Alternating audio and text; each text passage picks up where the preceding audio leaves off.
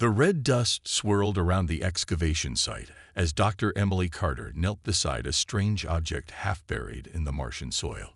Her gloved hands brushed away more of the fine particles, revealing a smooth metallic surface that shimmered faintly under the artificial lights of their rover. Ryan Cole, her assistant, stood nearby, holding up a scanner to analyze the artifact's composition. The air was silent except for the soft hum of machinery and the occasional crackle of static from their communication headsets. "Anything yet?" Emily asked, her voice steady but tinged with excitement. Ryan glanced at the readings on his device. "It's not like anything we've seen before. Definitely not natural. Some kind of alloy, maybe, but the isotopic signature doesn't match any known material." Emily nodded slowly, her eyes fixed on the object. It was about the size of a small book, rectangular and etched with intricate patterns that seemed almost too precise to be hand-carved. She ran her fingers lightly over the symbols, feeling a strange warmth radiating through her glove. They weren't random markings. They formed a deliberate design, though its meaning eluded her. "This could change everything," she murmured, more to herself than to Ryan. "If this is what I think it is, what do you think it is?" Ryan interrupted, raising an eyebrow. He always had a knack for cutting straight to the point. Emily hesitated. "A message, or maybe a warning. We won't know until we figure out how to read it." Back at the research station, a cramped module perched precariously on the edge of a crater. The team worked tirelessly to decipher the mysterious script. Emily uploaded high-resolution images of the artifact into a quantum AI system designed to recognize linguistic patterns. Hours passed as the computer processed the data, spitting out fragments of potential translations. At first, nothing made sense. Then, suddenly, one phrase appeared on the screen in bold letters. Asterisk, they protect something worse. Asterisk. Ryan leaned forward, squinting at the words. "What does that even mean?" "I don't know," Emily admitted, her brow furrowing. "But it feels ominous." As the days went by, the team dug deeper, not just into the artifact, but into records of similar discoveries across the galaxy. To their astonishment, they found references to identical messages left behind by long-extinct civilizations. One note came from the ruins of a desert planet orbiting a dying star. Another was carved into a monolith floating in the icy rings of a gas giant. Each time, the wording varied slightly, but the core message remained the same. Earth was central to some great mystery, and whatever was being protected there was far more dangerous than anyone could imagine. Emily stared at the growing list of findings, her mind racing. Why would so many advanced societies leave warnings about Earth? What did they know that humanity didn't? And most importantly, who, or what, were they? "We need to go back," she said finally, turning to Ryan. "Whatever answers we're looking for, they're not here on Mars." Ryan frowned. "You mean Earth?" She nodded. "Something's waiting for us there. Something big." Outside, the Martian horizon stretched endlessly, its rust-colored landscape bathed in the pale light of the distant sun. For the first time since arriving on the red planet, Emily felt a chill run down her spine, not from the cold, but from the weight of the unknown. When Emily and Ryan returned to Earth, they'd brought the artifact with them. The journey back was tense, filled with long silences as both of them wrestled with the implications of what they had found. By the time their shuttle touched down at a secure research facility in New Mexico, news of their discovery had already leaked to the scientific community and beyond. Reporters camped outside the gates, demanding answers. Government officials sent encrypted messages, asking for updates. Even Emily's colleagues seemed unsure whether to congratulate her or warn her. Inside the lab, Dr. Alan Hayes waited for them. A tall man with graying hair and sharp eyes, he was known for his calm demeanor under pressure. But today, there was an edge to his voice when he greeted them. "You've stirred up quite the storm," he said, gesturing for them to sit. On the table between them lay printouts of documents detailing other discoveries, ruins on distant moons, fragments of alien technology, all bearing variations of the same cryptic message. Asterisk, they protect something worse. Asterisk. Emily spread out the papers, her hands trembling slightly. It's not just Mars, she said. Every civilization we've studied that vanished left behind this warning. Every single one pointed to Earth. Alan leaned back in his chair, rubbing his temples. And now you're telling me we're sitting on top of whatever they were afraid of. Ryan chimed in, unable to stay quiet any longer. Or someone is. Whoever they are, they're here, on Earth. Maybe they're watching us right now. The room fell silent. The weight of Ryan's words hung heavy in the air. Alan broke the silence after a moment, his tone measured but urgent. If this is true, if Earth really is hiding something dangerous, we need to tread carefully. Governments will want to weaponize it. Corporations will try to exploit it. And if history is anything to go by, humanity isn't great at handling power. Emily nodded slowly. She knew Alan was right. They couldn't trust anyone, not yet. For now, their best chance was to keep digging, to find concrete evidence before sharing their findings with the world. But where to start? The clues were scattered across centuries, buried beneath layers of myth, legend, and forgotten history. That evening, while reviewing old case files, Emily received an unexpected call. It was Professor Laura Bennett, an old friend and mentor who specialized in ancient geology. Laura sounded breathless, almost frantic. Emily, I don't have much time. Are you still working on those artifacts? Yes, Emily replied cautiously. Why? I think I can help, Laura said, but not over the phone. Meet me tomorrow morning at my lab in Colorado. Alone. Before Emily could ask more questions, the line went dead. She stared at her phone, puzzled. Laura wasn't the type to act impulsively. Something big must have spooked her. The next day, Emily drove to Colorado, leaving Ryan behind at the facility. When she arrived, Laura greeted her with a nervous smile and locked the door behind them. Her office was cluttered with books, maps, and rock samples, but one item stood out, a small shard of black crystal resting on her desk. It glinted unnaturally in the light, as though it didn't belong to this world. I've been studying anomalies in Earth's geological record, Laura began, her voice low. Certain layers of rock contain traces of materials that shouldn't exist naturally. This, she pointed to the crystal, is one of them. And guess what? Its composition matches descriptions in some of the alien warnings. Emily's heart skipped a beat. Where did you get it? Laura hesitated. From deep underground, miles below the surface. There's something down there, Emily. Something ancient. I stopped looking into it because she trailed off, glancing nervously toward the window. Because I was told to stop. Told by whom? Emily pressed. Laura shook her head. I don't know who they are. They never gave me names. Just orders. And threats. For a moment, neither woman spoke. Outside, the wind howled against the glass. Emily picked up the crystal, feeling its strange warmth against her skin. Whatever secrets lay hidden beneath Earth's surface, she realized, they were far bigger and far darker than she'd imagined. Emily left Laura's lab with the black crystal safely tucked into her bag. Her mind raced as she drove back to New Mexico, replaying their conversation over and over. Who were the people who had warned Laura? What did they know about the thing buried deep underground? And why had they chosen to intervene, or threaten, rather than explain? The questions weighed heavily on her, but one thing was clear. If answers existed, they weren't going to be found on the surface. When she returned to the research facility, Ryan immediately noticed the change in her demeanor.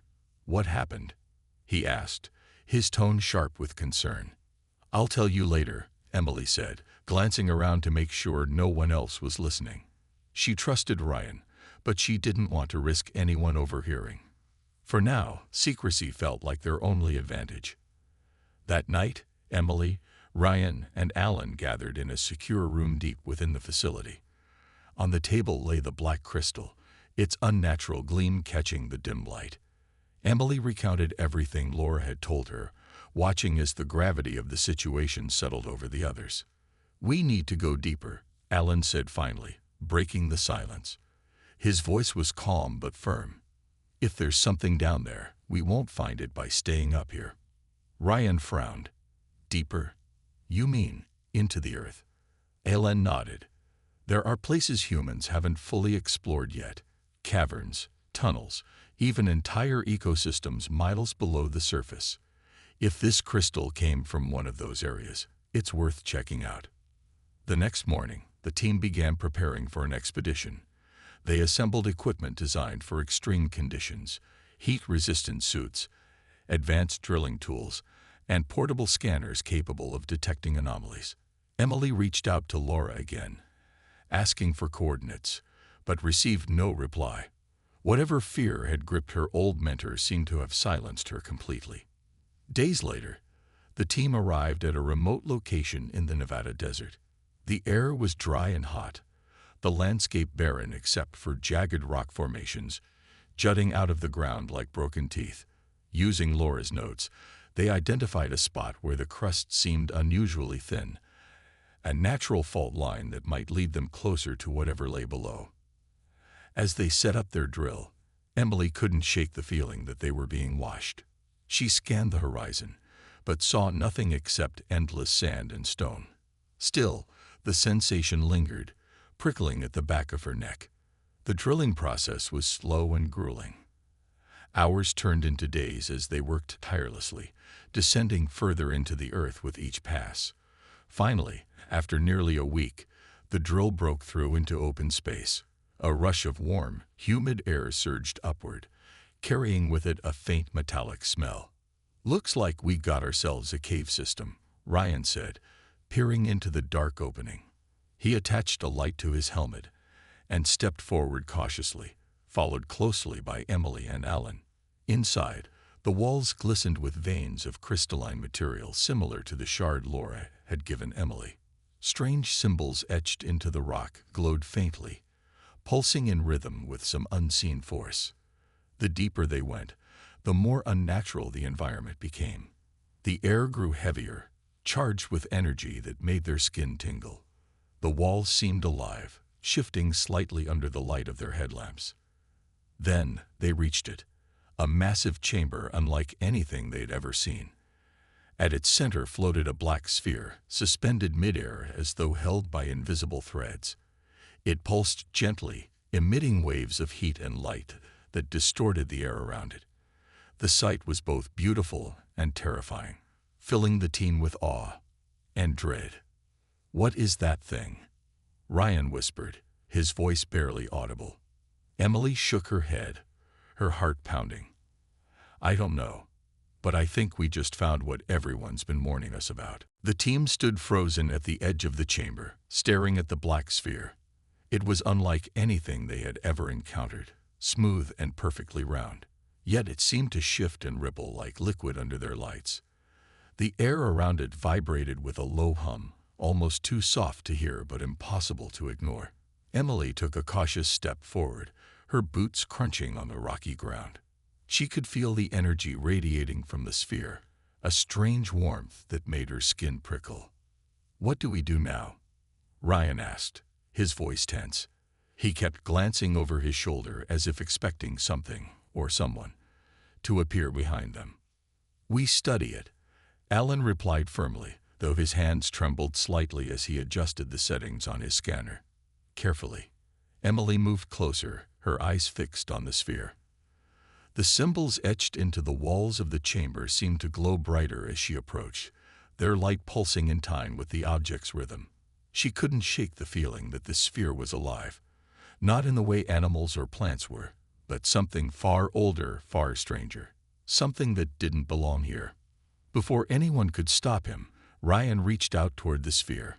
His fingers hovered inches away, trembling. "It's calling to me," he muttered, his voice distant, as though he were speaking in a dream. "Ryan, don't," Emily snapped, grabbing his arm. But it was too late. His hand brushed against the surface of the sphere. For a moment, nothing happened. Then, the chamber erupted into chaos. The sphere flared with blinding light, and a deafening roar filled the air. Waves of heat washed over them, forcing Emily and Alan to shield their faces. Ryan stumbled backward, clutching his head and screaming. "Get away from it!" Alan shouted, pulling Emily back toward the tunnel they had come through. But Ryan stayed rooted in place, his eyes wide and unseeing. He fell to his knees, still screaming, as images flooded his mind. Visions of destruction, fire, entire planets crumbling into dust. Civilizations burned, their screams echoing in his ears. And at the center of it all was the sphere, its presence vast and ancient, like a god that had been imprisoned for eternity. Finally, Ryan collapsed, unconscious. Emily rushed to his side, checking his pulse. It was weak but steady. "We need to get him out of here," she yelled over the noise. But the sphere wasn't done. The glowing symbols on the walls began to change, shifting into new patterns that seemed to writhe and twist. The ground beneath their feet trembled, and chunks of rock started falling from the ceiling. Dust filled the air, making it hard to breathe. "Move," Ellen barked, dragging Ryan by the arms while Emily covered their retreat with her flashlight. They stumbled back into the tunnel just as the chamber began to collapse. Behind them, the sphere pulsed one last time before vanishing into darkness. They ran until they reached the surface, gasping for air. The sun was setting, painting the desert in shades of orange and red. Emily sank to her knees, exhausted, while Alan laid Ryan down gently. His face was pale, his breathing shallow. What just happened?" Emily panted, looking at Alan. "I don't know," Alan admitted, wiping sweat from his brow. "But whatever that thing is, it's dangerous. Far more dangerous than we thought." As night fell, Ryan stirred, moaning softly. His eyes fluttered open, but they looked different, distant, haunted. When he spoke, his voice was hollow. "It's awake," he whispered, "and it knows we're here." The team sat in silence around a small campfire, its flickering light barely holding back the vast darkness of the desert night. Ryan's words hung heavily in the air. It's awake, and it knows we're here. Emily kept glancing at him, her heart aching with worry. His face was pale, his eyes distant, as though he were still trapped in the nightmare they had left behind in the caverns. "What did you see down there?" Alan finally asked, breaking the silence. His voice was calm, but there was no hiding the tension in his posture. Ryan hesitated, staring into the flames. "I don't know if I can explain it," he said slowly. "It wasn't normal, not like anything human. It showed me things, worlds burning, people dying. Everything it touched turned to ash." Emily leaned closer, her hand brushing his shoulder. "You don't have to talk about it if you're not ready." "No," Ryan said sharply, pulling away. "You need to understand. That thing, it's not just dangerous. It's evil, older than time itself. Whatever it is, it doesn't care about us or anything else. It just destroys." Alan frowned, rubbing his chin thoughtfully. "If that's true, then why hasn't it escaped already? Why keep it locked up?" "Because someone, or something, is guarding it," Emily said quietly. Her mind raced back to the warnings written by dead civilizations and Laura's cryptic mention of they. She looked at the others. What if those messages weren't just warnings? What if they were instructions? Maybe we're supposed to protect it too. Ryan shook his head. "No way. We can't fight something like that. We're not strong enough." "We might not have a choice," Alan replied grimly. "If what you saw is real, if that thing really wants out, we can't let it happen. Not for Earth, not for anyone." Before they could argue further, movement caught their attention. Shadows shifted near the edge of the firelight, too deliberate to be animals. The team froze, their hands instinctively reaching for flashlights and tools. Out of the darkness stepped figures. Tall, shimmering forms that seemed to blur between solid and liquid. Their faces were featureless, yet somehow alive, glowing faintly with an inner light. "Who are you?" Emily demanded, her voice trembling despite her attempt to sound brave. One of the figures stepped forward, its body rippling like water under moonlight. Though it made no sound, its presence filled the air with a low hum, almost like a voice. "We are the Keepers," it said, though no lips moved. The words echoed directly in their minds. "For eons, we have guarded the sphere. You must leave this place." Guarded it? Ryan spat, anger flaring despite his fear. "Why would you protect something that wants to destroy everything?" "It does not think as you do," the Keeper replied. "It is beyond hatred, beyond reason. It exists only to consume. Without our vigilance, it would spread unchecked, consuming all life." Emily swallowed hard, her throat dry. "Is that why every civilization warned us? Because they tried to stop it and failed?" The Keeper nodded slightly. "Many sought to control it. None succeeded. Some tried to flee. None survived. Your kind is young, curious, reckless. Do not make the same mistakes." Alan took a step forward, his expression determined. "Then help us. Tell us how to keep it contained." "You cannot contain it forever," the Keeper said. Its tone was neither cruel nor kind, simply matter of fact. "But you may delay its awakening. Leave now and seal this place. Speak of it to no one. If others learn of its existence, greed will lead them here and doom will follow." The team exchanged uneasy glances. They knew the Keeper was right. Humanity couldn't be trusted with such power. But leaving felt wrong, like abandoning a ticking bomb without defusing it. Reluctantly, they packed up their gear and began retracing their steps toward the surface. As they climbed into the truck, Emily glanced back at the entrance to the cavern. The Keepers stood motionless, watching silently as the vehicle disappeared into the horizon. For now, the sphere was safe. But deep down, Emily knew the peace wouldn't last. Back at the research facility, the team struggled to process everything that had happened. Ryan spent most of his time in silence, staring blankly at the walls or pacing restlessly. The visions from the sphere lingered in his mind, haunting him like a shadow he couldn't shake. Emily tried to talk to him, but he barely responded, lost in his own thoughts. Alan, meanwhile, worked tirelessly to analyze the data they had collected, though it offered little comfort. Every clue pointed to one unsettling truth. Humanity wasn't ready for what lay beneath the earth. "We need to destroy the evidence," Alan said one evening, breaking the tension-filled quiet of the lab. He held up a flash drive containing all their findings, the symbols, the crystal shard, the recordings of the Keeper's warning. "If this gets out, people will come looking. Scientists, governments, corporations, they'll all want a piece of it." Emily frowned, crossing her arms. "And then what? Pretend it doesn't exist. That thing is still down there, Alan. Sooner or later, someone else will find it." "Maybe," Alan admitted, his voice heavy with resignation. "But if we can buy some time, maybe we can figure out how to deal with it properly. Right now, we're just making things worse by keeping this information." Ryan, who had been sitting quietly in the corner, suddenly spoke up. "You think destroying the evidence will stop them?" His tone was bitter, almost mocking. "People always dig too deep. They always ask too many questions. You know as well as I do, this isn't over." Emily turned to him, her expression softening. "Then what do you suggest?" "We can't fight it, Ryan. Not alone." "No," he agreed, standing abruptly.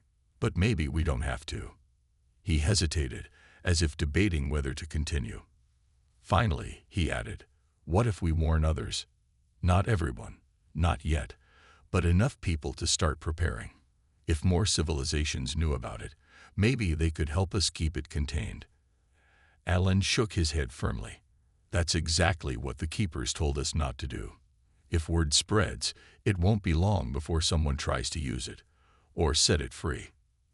The argument went on late into the night. each of them clinging to their own solution while knowing none were perfect. In the end, Emily made the call. She backed up the data onto a single encrypted drive, hiding it in a secure location known only to her. Then, she deleted everything else, every file, every note, every trace of their discovery. All that remained was one message, typed out, and saved in plain text. Asterisk, they protect something worse. Asterisk. Weeks passed, and life began to return to normal, or as close to normal as it could be after what they had seen. Ryan slowly started to recover, though the haunted look in his eyes never fully faded. Emily threw herself into her work, focusing on smaller, less dangerous projects. And Alan kept watch, monitoring global reports for any signs of unusual activity near the cavern site. One day, while reviewing satellite images, Emily stumbled across something strange. A new excavation project starting miles away from where they had entered the tunnels. Her stomach churned as she zoomed in on the coordinates. Whoever was funding it clearly had no idea what they were dealing with, or perhaps they did. And that was even worse. She called Alan immediately. "It's happening again," she said, her voice trembling. "Someone's digging." Alan sighed, rubbing his temples.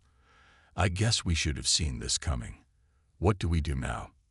Emily stared at the screen, her mind racing. For a moment, she considered doing nothing, letting fate take its course. But then she remembered the keepers, their calm but firm warning. Humanity wasn't ready. Maybe it never would be. "We tell them," she said finally. "Just one person. Someone who can shut it down before it's too late." As she reached for the phone, Emily felt a pang of guilt. She had promised herself she wouldn't involve anyone else.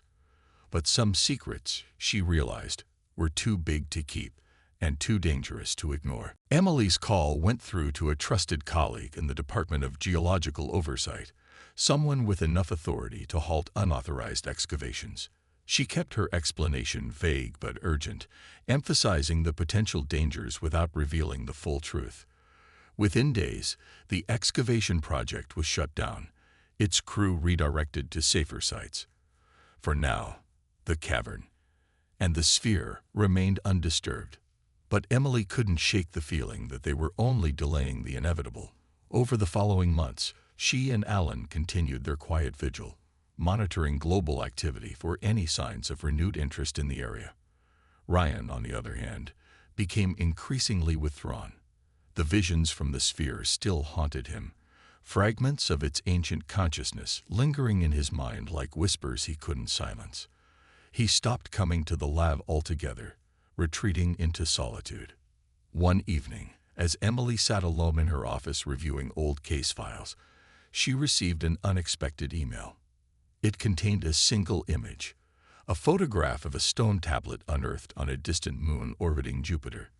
The symbols carved into its surface were unmistakable, the same warnings they had seen before. Asterisk. They protect something worse. Asterisk. Below the image was a timestamp, indicating it had been discovered just weeks earlier by an independent mining operation. Her hands trembled as she stared at the screen. How many more of these messages were out there? How many civilizations had met their end trying to understand or control the thing buried beneath Earth? Each new discovery felt like another thread pulling at the fragile fabric of secrecy they had worked so hard to maintain. The next morning, Emily met with Alan to share the news. "It's happening again," she said, her voice heavy with resignation. "Every time we think we've contained this, another clue surfaces, another warning." Alan nodded slowly, his expression grim. "Maybe that's the point. Maybe the warnings aren't just for us. They are for everyone who comes after. A chain reaction passed down through civilizations." "But what good does it do?" Emily asked, frustration creeping into her tone. "If no one listens, if everyone keeps digging anyway, what's the point of leaving these messages?" "Maybe it's not about stopping them," Alan replied thoughtfully. "Maybe it's about giving them a choice, a chance to turn back before it's too late." As the weeks turned into years, Emily found herself reflecting on those words often. Humanity had always been driven by curiosity, by the need to explore and understand. But some mysteries, she realized, weren't meant to be solved. Some doors were better left closed. Late one night, long after the others had moved on with their lives, Emily sat alone in her study, staring at the encrypted drive hidden in her desk drawer. Inside it lay the last remnants of their journey, the data, the recordings, the warnings. She knew she should destroy it, erase every trace of what they had uncovered. But something stopped her. Perhaps it was hope, that someday humanity might grow wise enough to face the truth without falling victim to its own hubris. For now, though, the secret remained hers to keep, and as she turned off the light and walked away, she whispered softly to herself, "They'd protect something worse."